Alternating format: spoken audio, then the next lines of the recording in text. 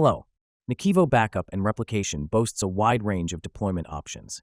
The options offer you flexibility and provide a more resilient backup infrastructure. You can choose to install NAKIVO Backup and Replication on physical Windows and Linux machines, on NAS devices, or to deploy on virtual machines as a virtual appliance. This virtual appliance option is available for VMware vSphere, Nutanix AHV, and Amazon EC2. In this video, I'll show you how to install NAKIVO Backup and Replication as a VMware virtual appliance.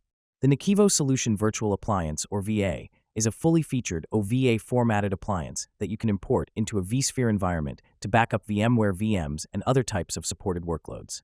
To install the NAKIVO solution as a virtual appliance, you can submit the trial form and download NAKIVO Backup and Replication from the official website. When you choose to download the preconfigured virtual appliance, you can see 5 options. These options are the full solution without a backup repository, the transporter only, the transporter with a backup repository, and the multi-tenant director. Let's take a closer look at each of these virtual appliance deployment options. The full solution option includes all the core components for NAKIVO Backup and Replication to work out of the box. These components are the director and the transporter. The director enables centralized management operations, provides access to the web-based user interface, and connects to other nodes like transporters. The transporter performs the heavy lifting, backup, replication, and recovery, as well as data compression, deduplication, and encryption. The transporter installed by default with the director as part of this full solution is called the onboard transporter. The backup repository is the destination to store backup data. The onboard backup repository is installed by default with the director on the same machine if the installer you choose includes this option.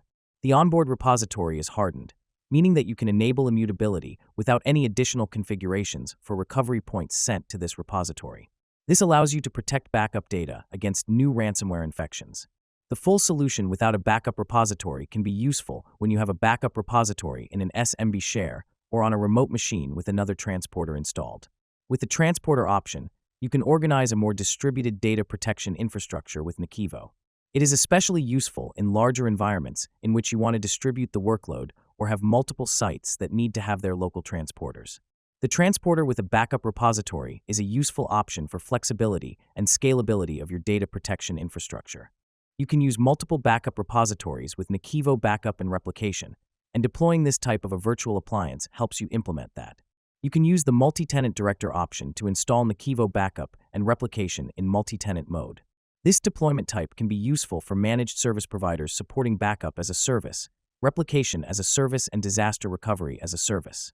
The option can also work for organizations with multiple independent departments and units that still require centralized control and visibility for efficient data protection management. The size of the appliance as a full solution is around 1.79 gigabytes. That of the transporter-only configuration is around 1.5 gigabytes. Both solutions take minimal time to download if you have a healthy broadband or an equivalent connection. I will download the VMware Virtual Appliance full solution. I'll download the OVF template to deploy it on the ESX I host on the vSphere client. Now, let's take a closer look at the virtual appliance deployment from the OVA template in the vSphere web client. To launch the Deploy OVF template wizard in the vSphere client, just right-click the ESX I host or cluster and select Deploy OVF template. The wizard opens. At the first step, select an OVF template. I select the local file option, as I have already downloaded the OVA template from the NAKIVO website. So I need to browse to the location of the downloaded OVA file, select the file, and then click Next. At the Select a Name and Folder step, I can specify the virtual machine name and location. Once done, I click Next to proceed. At the Select a Compute Resource step, I select the target cluster in the vSphere environment to deploy the virtual appliance. After that, I click Next. At the Review Details step, I can check the final VM configuration that will be used to deploy the NAKIVO virtual appliance. Then I click Next. At the License Agreements step, I can read the license agreement covering the NAKIVO solution.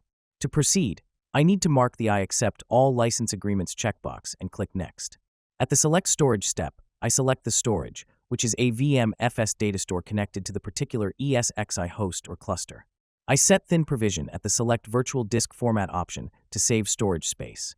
I then ensure that the selected data store has enough free disk space. In my case, for demo purposes, I use the data store with over 8 terabytes of capacity. Then I click Next. At the Select Networks step, I select the network for the OVA appliance to use upon creation. Then I click Next to proceed. At the Ready to Complete step, I get to the summary screen where I can check the previous selections before the VA deployment starts. Here I can make changes to the configuration if needed. As I click Finish, the deployment of the NAKIVO solution virtual appliance starts. I need to wait till the process completes and the NAKIVO Backup and Replication VA is deployed from the OVA template. In the Recent Tasks part of the vSphere client interface, I can see the deployment progress along with that of other recent workflows. Once deployment is completed, I can start the virtual machine that is my virtual appliance with NAKIVO Backup and Replication. I can now find the virtual appliance with the previously specified name in the list of vSphere workloads.